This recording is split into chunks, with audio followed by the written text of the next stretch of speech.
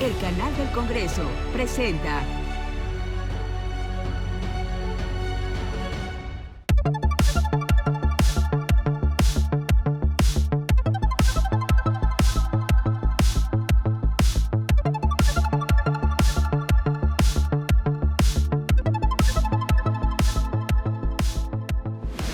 A pesar de las diferencias estructurales e históricas entre Europa y América Latina, ambas regiones enfrentan lo que llaman los expertos, como la internacionalista Erika Ruiz Sandoval, una amenaza a la democracia liberal. Este tipo de democracia es una forma de organización social basada en el reconocimiento y respeto de los derechos individuales y en la que el poder político es ejercido mediante representantes libremente electos por los ciudadanos. Está condicionada por la constitución política y las leyes. La democracia moderna, es decir, liberal y representativa, es aquella que se caracteriza también por una especie de pacto de no agresión, el cual permite la alternancia pacífica en el poder por medio de elecciones periódicas, y puede entenderse como la existencia de un Estado con poderes claramente separados que respetan la libertad de expresión, de asociación, de religión y de propiedad. De acuerdo con el informe Democracia ganando y perdiendo en las urnas publicado en 2024, actualmente el nivel de democracia global en el mundo disminuye, suponiendo un retroceso de 40 años. En total, 29 de cada 100 habitantes del planeta viven democracias, ya sean democracias liberales o electorales. Pero la población que vive en países autocráticos no hace más que aumentar. Sin embargo, en el siglo XXI existen factores internacionales que la amenazan, entre los que se encuentran la crisis de la globalización e hiperglobalización, el uso y abuso de las redes sociales para manipular la opinión pública, la desigualdad o la corrupción de las élites, la revuelta populista global, la deriva autoritaria y el retorno de la rivalidad entre grandes potencias que repercute en la gobernanza global y el orden internacional. La tarea para la sociedad civil que cree en la democracia liberal no es fácil. La pregunta se queda en el aire. ¿Qué se podría hacer para reconducir el barco hacia la defensa de las libertades? Para responderla es importante saber que no hay soluciones fáciles para los problemas complejos de la vida en el mundo del siglo XXI.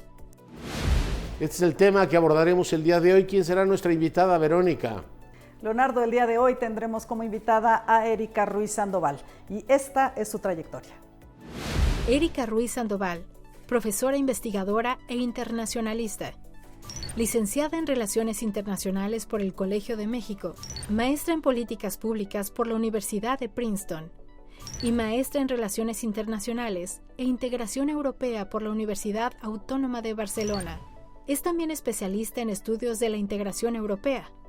Fue responsable del área de estudios y análisis de la Fundación Carolina en Madrid, España, encargada de temas latinoamericanos y de Relaciones España-América Latina y Unión Europea-América Latina.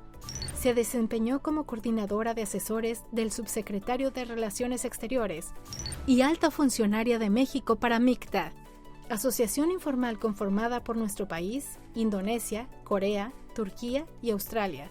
También se desempeñó como South Sherpa de México para el Grupo de los 20. Fungió como asesora senior en la coordinación de asesores de la Secretaría de Relaciones Exteriores y fue parte del equipo negociador de México para la modernización del acuerdo global entre este país y la Unión Europea.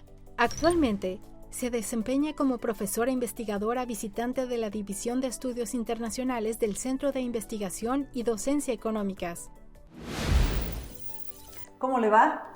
Gracias por recibirnos en una emisión más de Incursionando y para Leonardo y para mí es un verdadero gusto y privilegio tener como invitada en esta ocasión a Erika Ruiz Sandoval. Gracias, Erika, por estar aquí. Gracias a ustedes. Oye, dicen que los libros oportunos siempre son libros importantes y este es un libro importante y particularmente oportuno. Tú te planteas efectivamente el tema de la democracia liberal bajo asedio.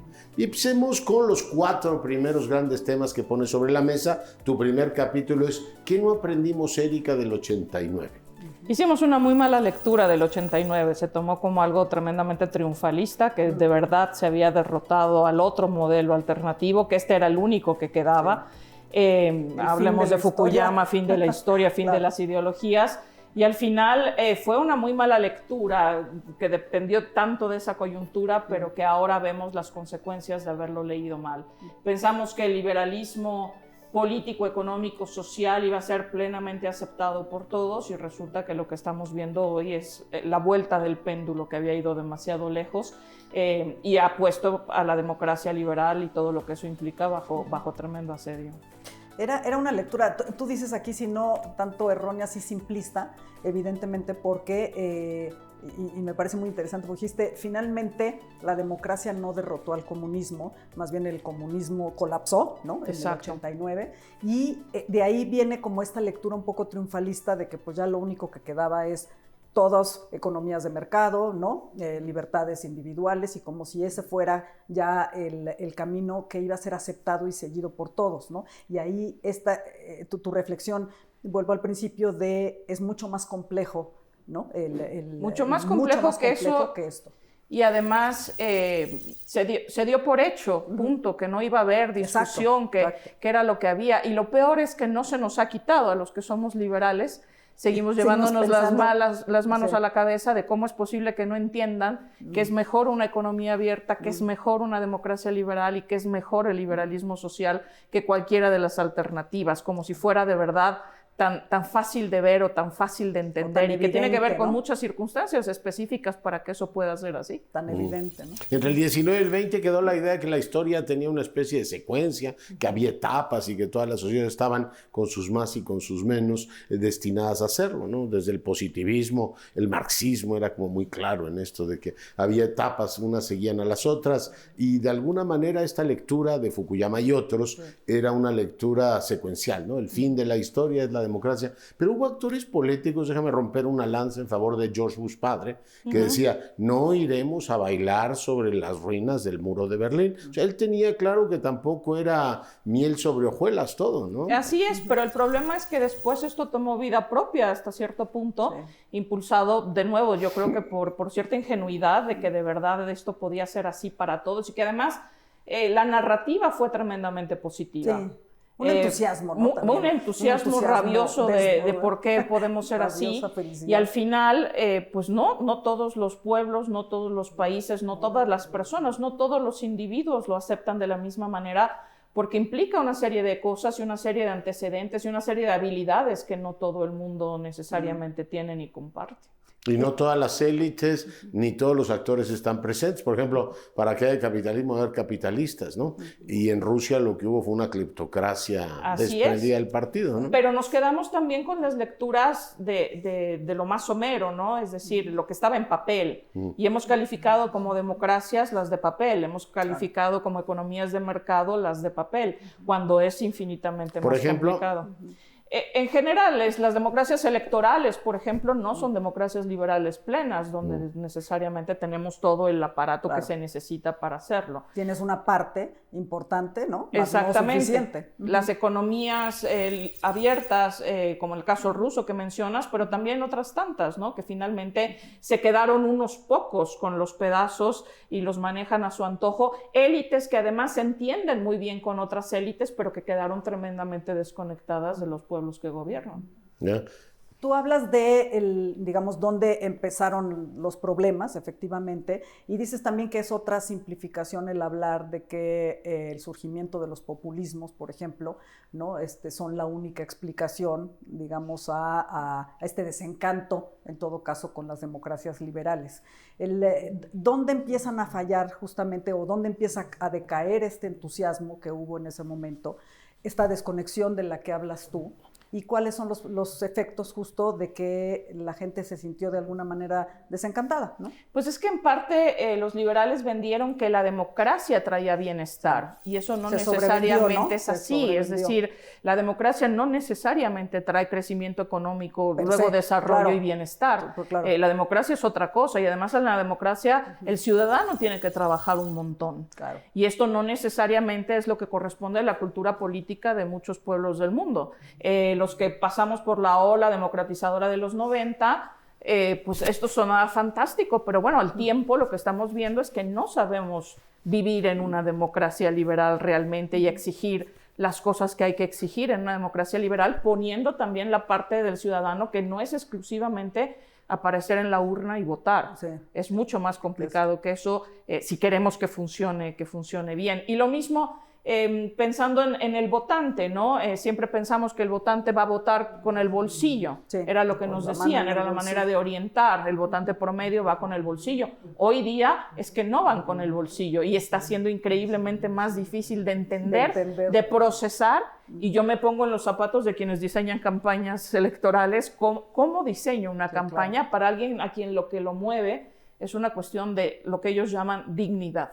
Sí, ¿Qué otra cosa no leímos bien de eso? Es decir, está la reunificación de Alemania, que solo es pensable con la caída efectivamente del muro y en la recomposición de toda Europa del Este, pero hubo un tiempo en que Europa, cierta Europa, la Europa nueva, ¿no? Vigorosa, que decía George Bush, Polonia, etcétera, estaban como muy entusiastas con la idea de que iban a ser europeos y que iban a tener una visión diferente de la vieja relación tortuosa que tenían con los rusos. Otros, sin embargo, dijeron, oiga, los europeos prometen mucho, pero a la hora de cumplir no cumplen. Uno de los 4 elementos que tienes en tu sección introductoria es también el tema europeo. Me encantaría que nos dijeras qué ha fallado. Tienes una Europa que juega un poco al avaro de Molière, versión siglo XXI. Dice, bueno, no sé si te voy a dejar entrar todavía. Ahí está el retraso de Ucrania y otros países. Pues, ¿por qué no nos cuentas un poco esa lectura también de Europa como gran proyecto, en este caso, del siglo XXI, que no entiende muy bien cómo lidiar con esa Europa postcomunista? Erika. Pues es que esa Europa postcomunista hizo hizo el cambio estructural hacia democracias liberales y economías de mercado, no necesariamente convencidas de que eso era lo que querían. Era la enorme zanahoria al final, que era pertenecer a la Unión Europea y sobre todo a la OTAN, pero por otro lado era también la forma de liberarse de un imperialismo ruso histórico.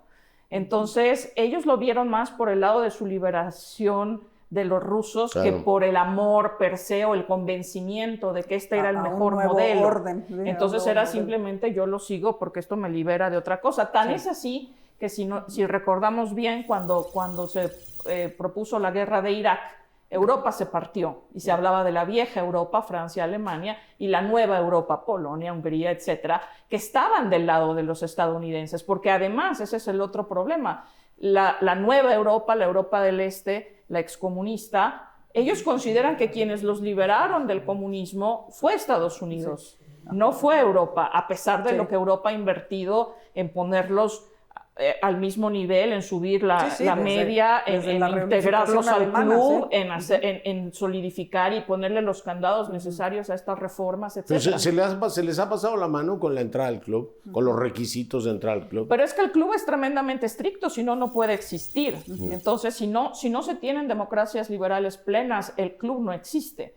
Si no se tienen economías de mercado, no solamente abiertas, sino con la capacidad de competir en un mercado único, es que se cae el edificio completo. Entonces no es una cuestión exclusivamente de selectividad, sino que se les va la vida a todos en ello. Si yo te hago miembro de mi club, estamos todos en el mismo barco y entonces cualquiera que falle nos debilita en general.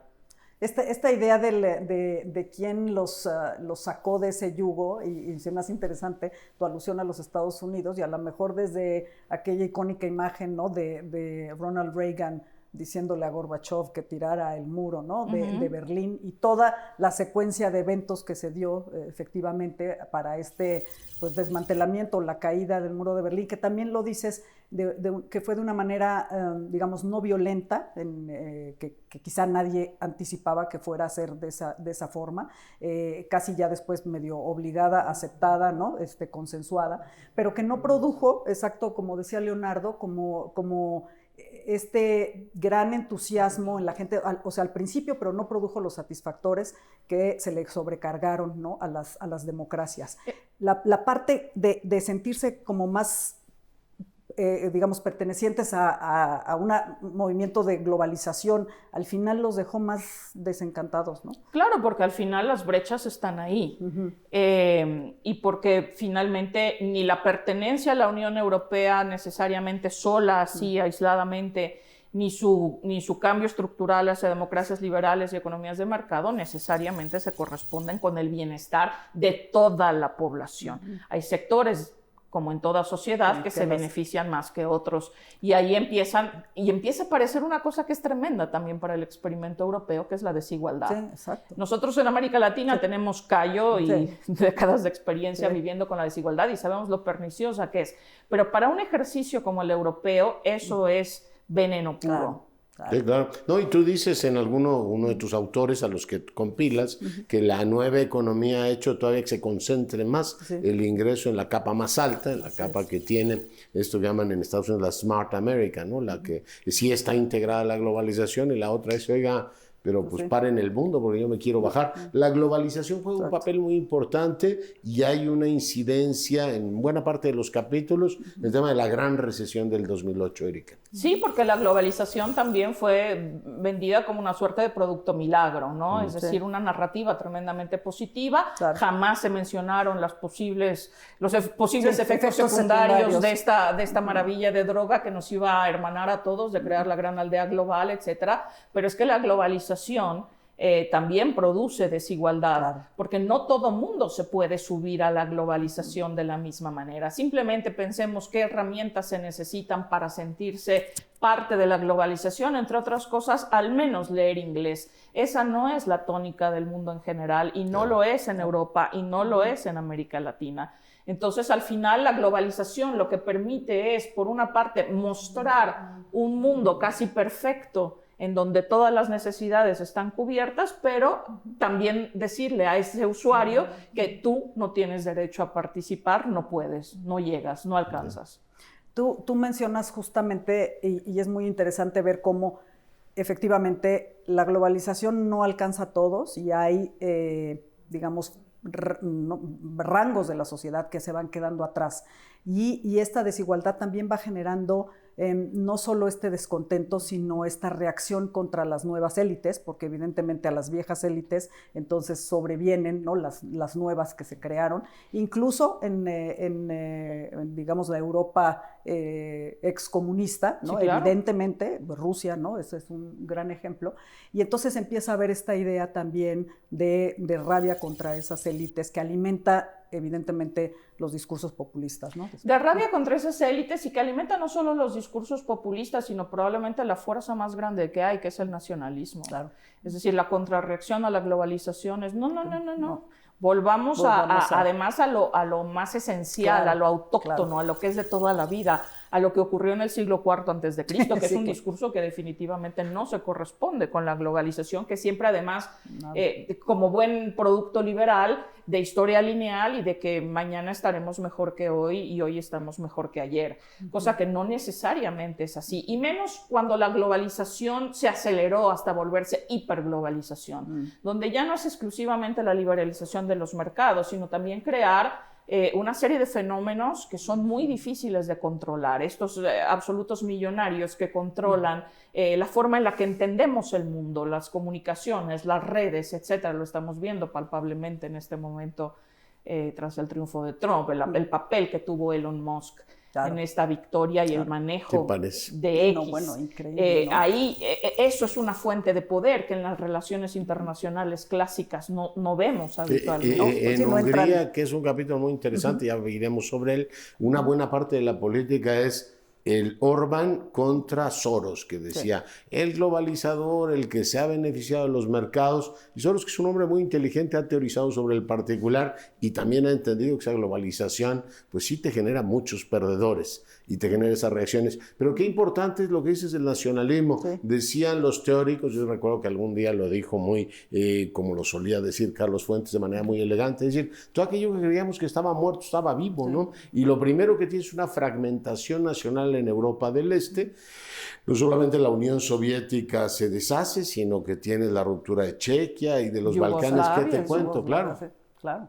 Así es, y esa es la fuerza que va totalmente al revés que la globalización, pero que es tremendamente poderosa. Si nosotros analizamos los conflictos del siglo XX e incluso los de XXI, la mayoría tiene un componente nacionalista muy poderoso. El mapa de Europa es el que más ha cambiado, ¿no? Las fronteras de Europa en este siglo es el continente que más cambios ha tenido. Y por eso es tan extraordinario el proceso de integración europea, como estos países tan guiados por esta fuerza poderosa del nacionalismo han conseguido establecer esta integración tan absolutamente sofisticada con instituciones supranacionales y donde la soberanía, hay que entender, no se cede, se comparte, pero que es muy difícil de trasladar. Y nos desafía a todos en geografía a ver cuál es la bandera de Macedonia del Norte.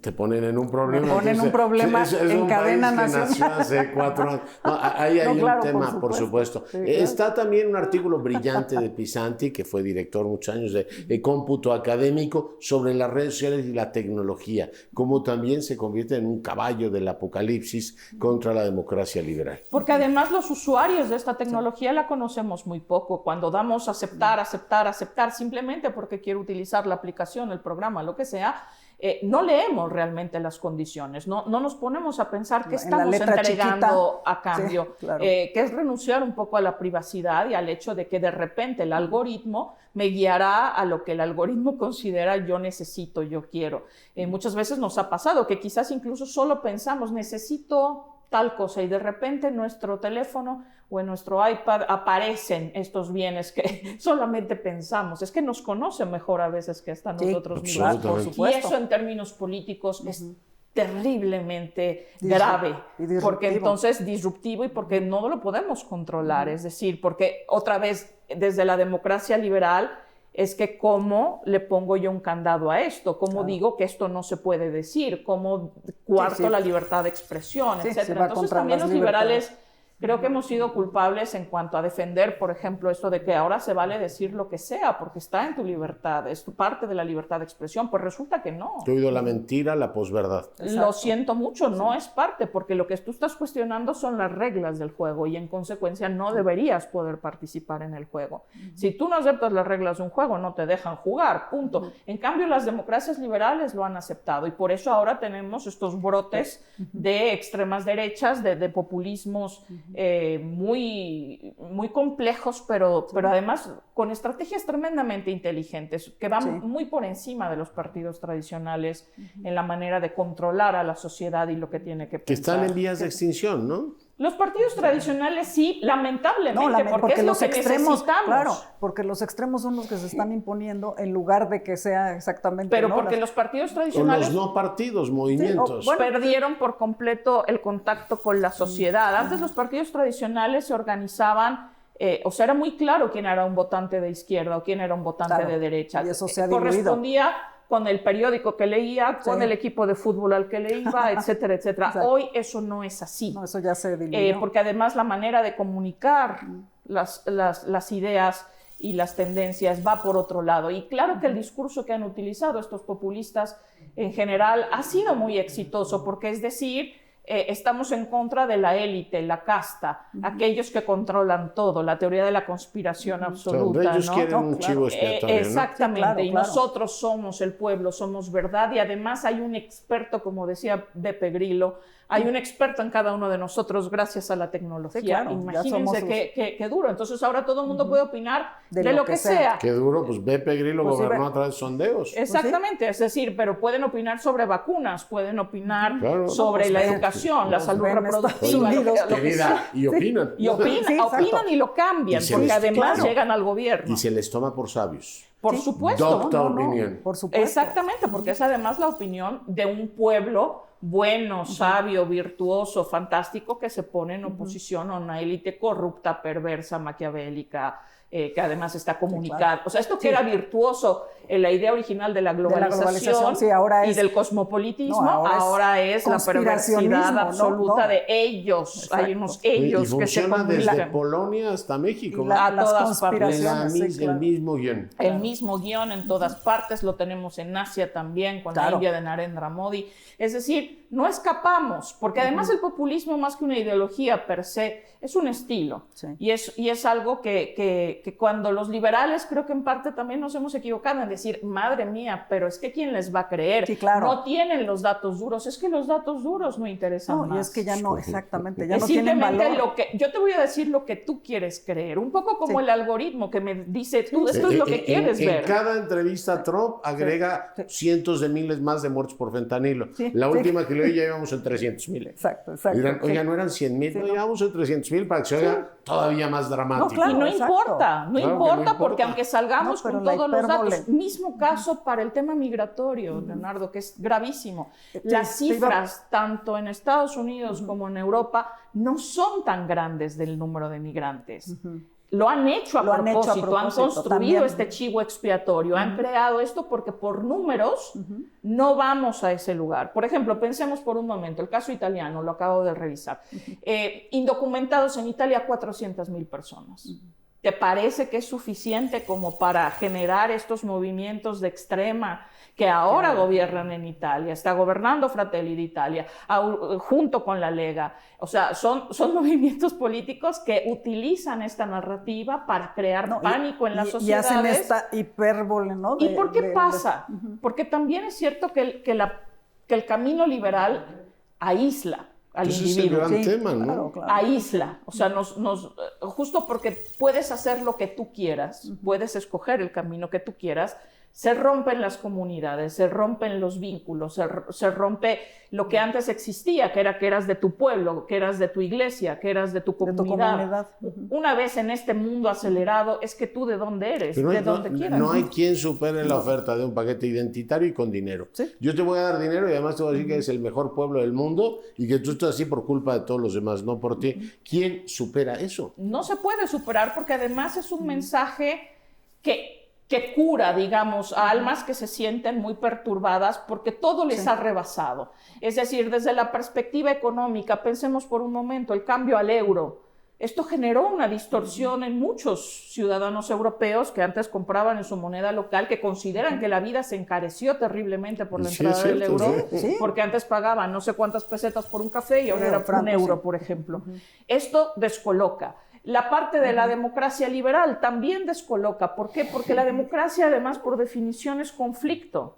Por definición es que hay que considerar los intereses de todos y todos en conflicto. Más bien es un medio para resolverlos. Y aunque gane una mayoría, tenemos que cuidar a la minoría también. Que eso es también parte de lo que los populistas han olvidado. Claro. Y en la parte del liberalismo social, pues también es un reto para personas tremendamente conservadoras, que no hablan otro idioma, que no han salido jamás de su país, que les digas que el mundo puede ser todo lo diverso que se te ocurra. Sí, claro. Es decir, entonces empiezan las reacciones brutales en contra de la diversidad en general y estamos volviendo a discursos tremendamente tradicionales sobre imágenes de familia, el papel de la mujer, cosas que dices, vamos 20 pasos atrás de donde estábamos. Bueno, claro que lo estamos viendo. Y esa resistencia, ¿no? También justo muy humana, ¿no? A sentir es que estamos perdiendo nuestro modo de vida, ¿no? Y lo que habíamos conocido. Y nuestra identidad. Y nuestra identidad y nuestras certezas hasta ahora, ¿no? Exacto. Yo no me quiero meter en la gran licuadora de la globalización. Yo no quiero ser un ciudadano del mundo.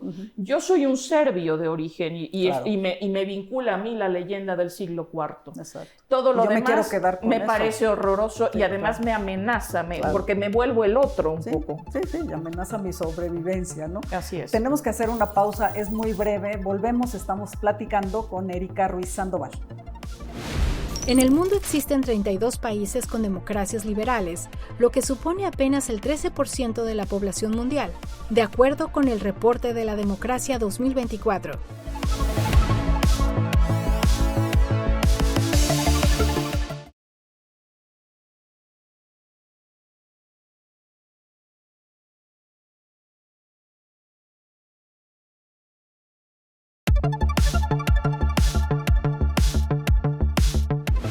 Según el Democracy Report 2024, Europa Occidental y Norteamérica son las regiones más democráticas del mundo. El 96% de la población de esos países vive en democracias liberales. Después de analizar los nudos problemáticos que ya hemos comentado en esta magnífica y muy ilustrativa charla, me encantaría que viéramos un poco casos nacionales que también te dan el rastro no solo de digamos, de los rasgos que tiene el populismo, sino de los errores que cada una de sociedad fue efectivamente, o cómo fue empedrando el camino, adoquinando el camino del populismo. El emblema es Italia, una Italia después de la grave crisis de corrupción de Tangentopoli, que es que rompe con el modelo de gobernabilidad italiano de toda la posguerra. Si aquí lo hubiesen leído oportunamente, que se parece mucho, a lo mejor nos hubiéramos ahorrado muchos disgustos, pero no estudiamos política comparada como tú. Pero el gran tema es que cada historia en lo individual te va llevando al fracaso. Tú tienes un Estados Unidos, dice, ¿qué queda del Partido Republicano? Nada, pues después de la guerra de Irak y las mentiras que llevaron a la crisis del 8, ¿tú cómo le puedes pedir a la gente que cree en un partido así? Así es. Aquí en México, PRI-PAN dirían, oiga, ¿y cómo pide que le crea si han prohijado la generación de ladrones más importantes que ha tenido un país? Claro. En fin, y vas viendo así Hungría, vas viendo Italia, vas viendo España, ¿no? Cómo Zapatero ocultó la crisis y la manejó de una manera absolutamente caótica, que cada cual va efectivamente empedrando su camino al purgatorio, mi querida Erika. Sí, claro, cada uno de los casos tiene sus particularidades, pero vemos un hilo conductor, vemos una tendencia en general, que lo que está ganando, justo aprovechando el sistema de la democracia liberal, son narrativas tremendamente simplistas, donde todo lo complejo se vuelve muy simple. Tengo enemigos identificados que si de no existir, usted no tendría los problemas cotidianos que tiene. Punto y final. Y promesas inalcanzables que se dan, ¿no? De ahora vamos a tener el mejor sistema de salud, ahora vamos a tener... usted es el factor decisivo para lo que hagamos, que al final no es cierto, porque además muchos de estos liderazgos llegan al poder para minar la democracia una vez que están ahí. Llegan por la vía democrática para demoler una vez adentro, matar el sistema desde adentro y entonces pues quedarse las oposiciones, la sociedad civil, el ciudadano preocupado, etcétera, sin absoluto canal para volver a llegar. Y al final, lo increíble es que también esto es un juego de élites. Estos son unas nuevas élites, a fin de cuentas. Eso que critican es en lo que se convierten un poco, ¿no? Pero de nuevo, con discursos muy, muy simples que la gente de a pie, el votante de a pie, entiende bien, porque le resuena de inmediato y además le alcanza por todas partes. Ya no se hace campaña mostrando el manifiesto de la plataforma electoral y yo qué voy a hacer. Es lo de menos lo que vas a hacer.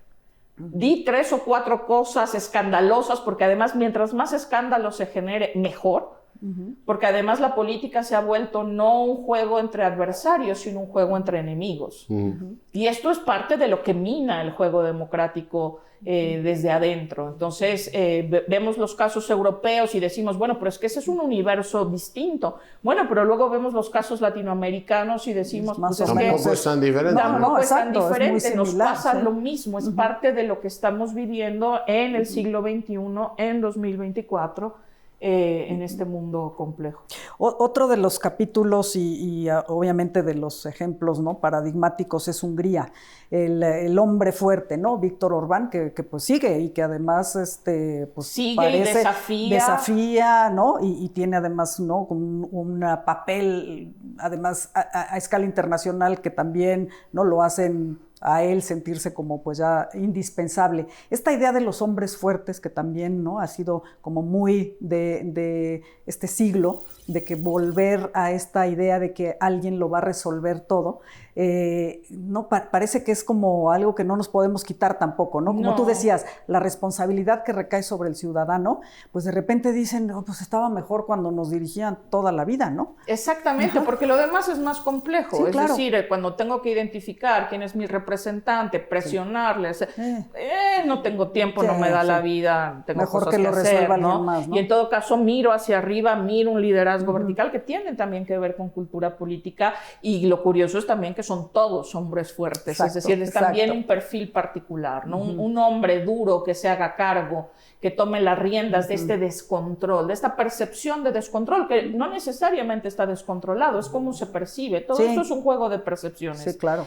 y un hombre que además encarna esta figura de gran mesías, es decir, tienen discursos muy grandilocuentes, les gusta mucho hablar con su audiencia, sea por radio, sea por redes, sea por mañanera, sea por lo que sea, pero el caso es comunicarse todo el tiempo. Sin intermediación. Sin intermediación, con un lenguaje muy simple, a veces con errores gramaticales exprofeso. Yo hablo como tú, sí. Exactamente, para que te des cuenta que esto se vale. Y son líderes que además, en la parte del liberalismo social, de lo que fue todos estos años de corrección política, de que usted no puede llamar a la gente de tal o cual manera, ahora han venido a quitar la mordaza a todos, y como yo lo hago, tú también lo puedes hacer. Entonces puede ser abiertamente racista, puede ser abiertamente sexista, puede ser abiertamente homófobo, y no pasa absolutamente nada. Es una suerte de revancha de creían que no se podía hacer, pues sí se puede. Oye, lo de Orbán es muy interesante. Yo sigo peleándome con la idea de por qué en tiempos del feminismo, o sea, yo creo que el gran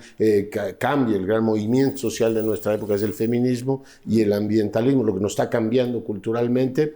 Las sociedades quieren abuelos que los dirijan, porque son hombres mayores y particularmente crueles. Ve cómo está Trump configurando, él mismo, pero configurando su gabinete, señores, así con muy mala actitud y severos, diciendo, y yo voy a defender a mi familia. Pues si hay una lógica, decías tú, Modi, Xi Jinping, Putin, Erdogan, Orbán, que es el ejemplo. Buena parte de Europa del Este irradia mucha. Van por ahí. Dicen, sí toma el asunto. ¿Qué extrañamos al abuelo? Ahí hay un tema freudiano. Hay un tema freudiano. Aquí en México, ¿qué te digo? Que no sepas, claro. ¿no? Hay un tema freudiano, sí, sin duda, de una suerte de hombre mayor, porque además es el que puede presentar un pasado idealizado.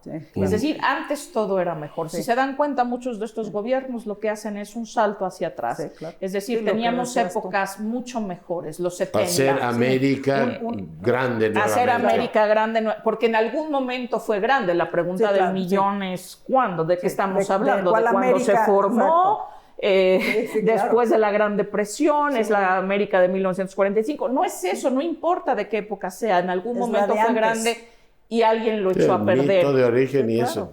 Narendra Modi con un nacionalismo hindú muy terrible, pues es que hubo una mejor época. Orbán cuando no había musulmanes, ¿no? Claro, y ahora empezamos a ver liderazgos femeninos, Giorgia Meloni en Italia, pero no podría estar ahí de no ser porque tiene un discurso que va totalmente en contra de lo que dicen las feministas, ¿no? Italia es como en la Florencia de Maquiavelo, el laboratorio de todo esto, Erika. Básicamente sí, porque es el lugar donde más conflictivamente se ha presentado esto y donde han logrado sacar pues los distintos ejemplos de cosas, incluso un concepto novedoso que creo que tenemos que estudiar más en México y en América Latina, que es el tecnopopulismo. Que es una noción interesante, ¿no? Porque muchos de los liberales nos llevamos las manos a la cabeza y decimos, es que la solución a esto sería un gobierno de técnicos, un gobierno de expertos. Italia un gobierno... ha tenido dos. Exactamente. Italia cada vez que está en crisis llama a un tecnócrata que le medio solucione el tema. Monti, Draghi. Exactamente. Y llegan populistas peores. Y luego otros populistas. Sí, y es un ciclo... O sea, es generación péndulos. Berlusconi, generación Beppe Grillo y ahora vamos en Meloni. En Meloni y en medio los técnicos que tienen que salvar los muebles. Pero el tema de los técnicos es interesante porque también presentan respuestas simples dentro de todo. De nuevo, esto lo dice la ciencia, esto lo dice el expertise, esto lo dice la gráfica económica. Cuando se encuentra la demanda y con la oferta, es indiscutible. Y la política es cambiar estados de ánimo, no es tener razón, ¿no? Exactamente. Entonces también se alejan del pueblo en general de encontrar la manera. Entonces, ese no es el antídoto. El antídoto, ¿cuál es? Es la vuelta a la política de verdad. Si recuerdan, cuando Bill Clinton hizo campaña, decía que it's the economy, stupid. Y hemos vivido con esa noción durante décadas, que si la economía estaba bien, todo lo demás era lo de menos. Sí. Bueno, pues este es el retorno virulento de la política para decir no.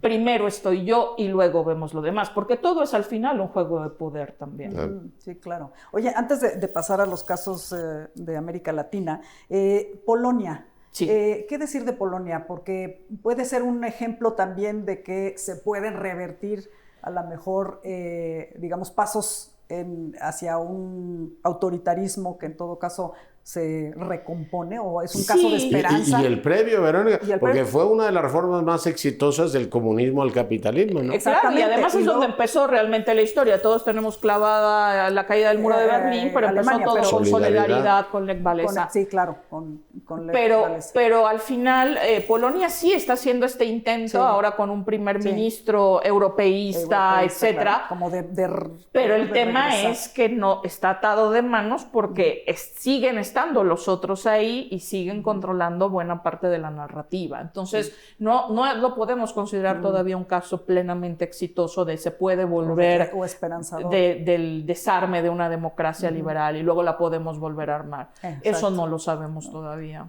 No, y bueno, pues ahí está, efectivamente logra el gobierno entonces cambiar un poco esas tendencias, pero nada está absolutamente escrito. En América Latina tenemos los mismos fantasmas. La crisis del 8, es decir, perdemos todos, pero unos cuantos ganan, partidos políticos con un descrédito enorme. Nadia Urbinati insiste mucho en que la crisis de los medios, que se ubica muy bien a finales del siglo pasado, particularmente con la crisis de confianza en la televisión, también explica muchas cosas. Sin duda. Cuando el líder populista dice, no le crean a nadie, aquí el único que les dice la verdad soy yo, tenemos incubando los tres fantasmas, ¿no? Y va en cada país dándose de manera diferenciada el acoso, la maniobra de acoso y derribo al modelo liberal.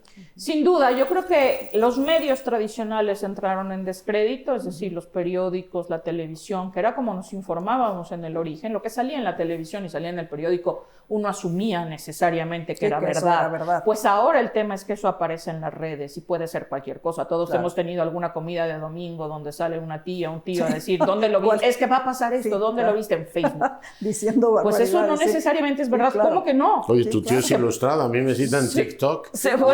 O TikTok, exactamente. TikTok, es decir, lo vi en las redes, ergo existe. Exacto. Pues no necesariamente no, existe. y ergo es verdad. Exacto. Entonces, para ellos está siendo difícil para la generación mayor manejarlo, pero también para las más jóvenes que no vieron televisión, que no leyeron periódicos y que están absolutamente absortas en el mundo del TikTok, que va mucho más allá de hacer un bailecito y reproducirlo. Entonces, no hay conversación nacional, es el líder hablando con su pueblo. Totalmente. Y todo lo demás, un montón de Y todo lo grillos demás, y además gritando. la oposición es traidora por necesidad, es un enemigo a vencer, sin entender que es otra parte de esa misma sociedad que opina una cosa diferente y tenemos que pactar, porque de otra manera los países no avanzan, eso es lo que va a pasar. Porque finalmente las mayorías, aunque sean... ¿me estás diciendo que las fórmulas mágicas no van a funcionar? No. Infelizmente, que lo anoten.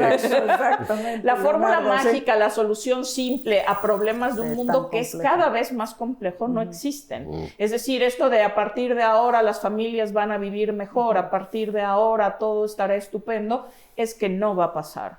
Y eso es lo que es muy duro y que las oposiciones liberales no han sabido vender lo suficiente. Lo acabamos de ver con los demócratas. Tenían todo para decir, o sea, los números están bien, el empleo está bien, la economía va bien y a la gente le preocupó mucho más el precio de los blanquillos que cualquier otra cosa. Y al día de hoy, post-elección, estamos viendo gente preguntarse, ¿pero qué derechos nos van a quitar? Porque el ciudadano ni siquiera es consciente de qué derechos tiene. Exactamente. Entonces, y lo estamos viendo con los enormes cambios. Lo vimos en Venezuela. Si uno lee el capítulo de Venezuela, es que llora de verdad, porque además dices, es que esto ya lo vi, esto ya lo vi, esto ya lo vi, esto ya lo vi. Estoy viendo. De cómo desmantelas toda una separación de poderes, de cómo cooptas un poder judicial, de cómo, etcétera. Que dices, pero no aprendemos nada. No aprendemos nada y siempre creemos que no nos va a pasar, ¿no? Y la historia nos demuestra cada vez que pues no hay casos así excepcionales o que no les pueda llegar. Tú hablas incluso de estas democracias que se supone que dan el ejemplo, ¿no? Por ejemplo, Estados Unidos, y que dices, bueno, ¿qué está pasando, no? Ahora sí que, como decían también los abuelos, se nos caen catedrales, ¿no? Entonces, la verdad es que es muy disruptivo y a la gente le da esta sensación de zozobra. Y yo quiero preguntarte por un caso que a mí me parece sobre todo muy, muy grave, que es el de, muy serio, muy preocupante, el de El Salvador. Porque tienes justamente a un líder que, ¿no?, llena todas estas casillas del populista, en este caso el populista de derecha, pero tienes una sociedad también que a cambio de seguridad, a cambio de certeza, a cambio de a lo mejor una mejoría económica, sí está dispuesta a decir, bueno, pues si me quitan libertades, pues no importa. Y eso es un dilema tremendo, ¿no? Porque es gravísimo. Es gravísimo. Es gravísimo si lo pones a las sociedades en la disyuntiva, quieres seguridad o quieres libertad, y la gente se decanta por la seguridad. Pues sí, claro. Las cifras del Latinobarómetro son muy claras. En América Latina la gente prefiere la seguridad a cualquier otra cosa, incluso el bienestar económico. ¿Por qué? Porque vivimos en sociedades tremendamente violentas en todos los sentidos. Entonces, pero lo curioso es que votan por alternativas que son violentas políticamente. Es decir, la forma en la que actúa el líder populista es violenta, su discurso es violento. Es todo el tiempo, porque además hay que mantener todo el tiempo la indignación. Es decir, no paran. Es decir, no de, bueno, ya gané, vamos a gobernar como podamos. No. Hay que mantener esta movilización, esta gente enojada todo el tiempo. Y el caso de El Salvador, pues sí, es tremendamente doloroso, porque además la gente no entiende realmente qué es perder la libertad hasta que ya no la tiene. Claro. Entonces, cuando les presentan esta disyuntiva, escogen sin saber realmente cuáles van a ser los efectos. Y sin darte la película completa, porque puedes perder libertad y no ser más seguro. El caso de El Salvador es atípico. Ahora en Chile, que es un país que tiene una larga experiencia democrática, dicen, queremos Bukele porque Bukele sí ha resuelto el tema de la inseguridad. Pero tú tienes Venezuela, que decías tú lloras, es un país autoritario y sumamente inseguro. Y en México hemos tenido 5 legislaturas mayoritarias. Peña gobernó con 2 gobiernos mayoritarios, López Obrador 2 legislaturas mayoritarias y Sheinbaum tiene una mayoría calificada y este país no es más seguro. Entonces tú dices, oiga, aquí puede ocurrir que tengas una centralización de poder, reducción de las libertades y no necesariamente vivas más seguro. El problema es que el ciudadano se da cuenta ya que pasó. Exacto. Y aún así puede seguir insistiendo. ¿No tenemos un ciudadano de lento aprendizaje? ¿O no es un ciudadano de lento aprendizaje. O también nos instalamos en la lógica de los ciudadanos son impecables. No. Que ese es otro enemigo del liberalismo, ¿no? No, el ciudadano no es impecable. El ciudadano no se involucra a lo que se tiene que involucrar, no se informa a lo que se tiene que informar, justo para entender lo que pasa. No, y el ciudadano se equivoca, porque también hay esta idea de que el pueblo no se equivoca. No, el ciudadano se equivoca, pero también no podemos considerar que los que votan por la opción populista son tontos. Eso lo tenemos que desterrar.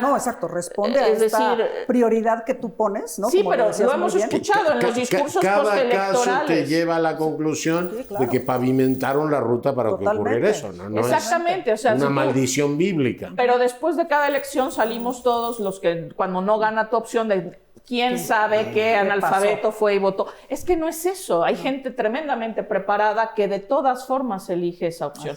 Lo acabamos de ver en Estados Unidos. ¿Cómo es posible que latinos hayan votado por Donald Trump? Es que no estamos entendiendo lo que los está llevando a votar por esa opción. Y el razonamiento que hay detrás. Y las fibras que les están moviendo. Algo que no era antes parte de la política. La política, es cierto, te tiene que entusiasmar, pero te entusiasmaba intelectualmente. Ahora te entusiasma la víscera. Y lo que estamos descubriendo también es que otra fuerza poderosísima es el odio. El odio vende. El odio vende mucho. Y el miedo, que es muy mal consejero, y que la gente está yendo a votar por miedo, porque los populistas en parte le dicen es que vas a perder. De por sí ya perdiste, pero vas a perder todavía más. En el caso de los blancos pobres estadounidenses, por ejemplo, es muy claro. Lo que vas a perder es que te vas a volver minoría, así que cuidado, te vienen a comer el mandado de alguna manera, aunque sepamos positivamente que no les quitan los empleos, etcétera.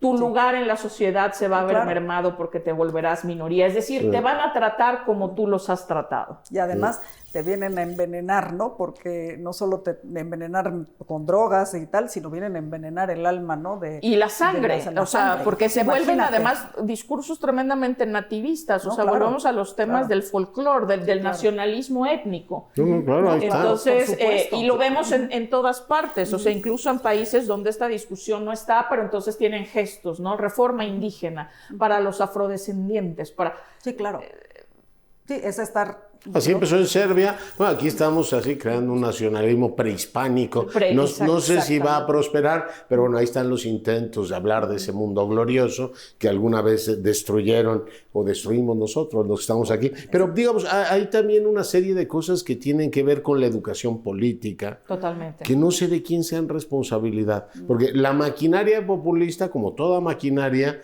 como una planta parásita de la democracia, tiende a reproducirse. Sí, claro. Y tú dices, bueno, ¿en qué momento? Claro, los populismos terminan con crisis fiscales. Lo hemos visto en Argentina, en Italia. Llega un momento que dicen, pues ya no podemos gastar más, ¿no? Es decir, no hay manera de que sigamos repartiendo. En España, el populismo zapateriano le dijeron, oiga, le llaman las novias de Zapatero, es decir, ¿a cuánta gente más le quiere dar usted dinero? En fin, ¿quién es el responsable de la educación política?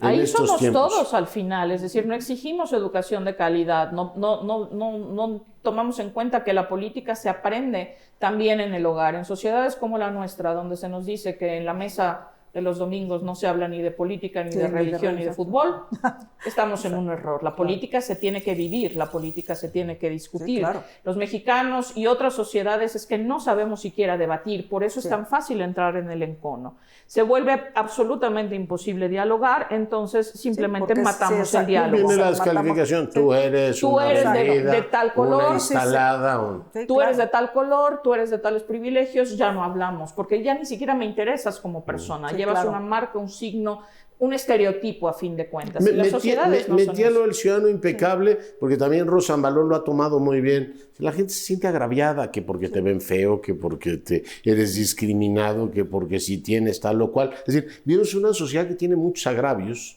y son múltiples, desde la forma en que te ves, hasta la forma en que hablas, hasta cualquier otra cosa.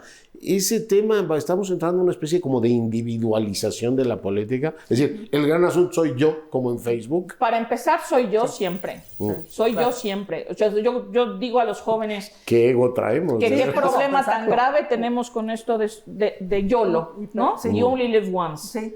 Y solo vives en el presente. Perdóname, pero no. Mientras no tengamos conciencia de que venimos de un pasado y que tenemos una responsabilidad con un futuro, por eso estamos actuando como lo estamos haciendo. Y el problema de los populistas ahora no es solamente que lo voten los viejos, lo dijimos en el referéndum de Brexit, claro, se jugaron el futuro de los jóvenes unos viejos rurales, ignorantes, que solo hablan con ovejas. Es que no es eso. Hoy los votantes de la extrema derecha son jóvenes. Son los jóvenes que estamos viendo en la televisión, los apoyando Alternativa para Alemania, apoyando a Vox, apoyando a la Lega. Es decir, estos apoyando a Trump, que estás diciendo, pero tú, muchacho joven, ¿de dónde sacaste eso? ¿Cómo llegaste a esta conclusión? Porque también se desconectaron de sus padres. Es decir, jamás oyeron las conversaciones de sus padres. En el caso europeo es palmario, es decir, no tienen, muy perturbador, no tienen recuerdo alguno de lo que ha pasado en Europa. El libro último de Garton Ash dice eso, ¿no? Es decir, los jóvenes no han hablado con sus padres y recordarles que en 89 se cayó el muro, ¿no? Exacto, los jóvenes hoy les dices lo del muro y les suena historia del Pleistoceno tardío. O como que dices, es que tú no sabes lo que ha cambiado. Aquí la historia del partido hegemónico se nos olvidó ya, ¿no? Porque además quedó reducido a 70 años de tragedia. Estoy teniendo estudiantes que dicen, es que hubo una dictadura. Usted no tiene idea de lo que es una dictadura, entienda. O sea, por eso México siempre fue un caso excepcional, pero para ellos es de, ahí debe haber sido horrible porque todo el mundo me lo ha vendido como que fue horrible, porque se cerró así. Es una cápsula de 70 años, no tiene ninguna virtud en el discurso. Qué interesante cómo lo dices, ¿no? 300 años de atraso reinal, o sea, puros fracasos y ahora el adanismo político nos trae la luz. Y mucho victimismo, también esta es otra variable que creo que tenemos que incorporar, que es una posición tremendamente cómoda. Todo el mundo me ha hecho, todo el mundo me ha roto mis cosas. Todo el mundo me debe. Y todo el mundo me debe y por eso me puedo volver incluso violento, porque tengo que defenderlo, ¿no? La presencia de ciertos personajes distintos, que incluye a las mujeres, infelizmente, me perturba, me molesta. Infelizmente tenemos que terminar este programa, pero recomendamos ampliamente tu libro. Está disponible en descarga libre, ¿no? Está disponible en descarga libre, existe solamente y Comexi. Solamente existe en versión electrónica. Invitamos a que lo lean, porque además está escrito pensando que lo lea un público amplio, no es un libro de expertos. O sea, son expertos quienes escriben, pero no está escrito en rigor, pero se lee muy bien. Pero se lee fácil. Erika, muchas gracias por venir. Gracias. Un enorme placer. Muchas gracias. Y además felicidades por esta obra, que además nos da ejemplos concretos para que justamente nos demos una idea de dónde estamos y a dónde no quisiéramos llegar. Pero Leonardo, como bien dices, se nos acabó el tiempo por hoy, pero los invitamos a que la próxima semana nos veamos aquí en una emisión más de Incursionando. Hasta entonces.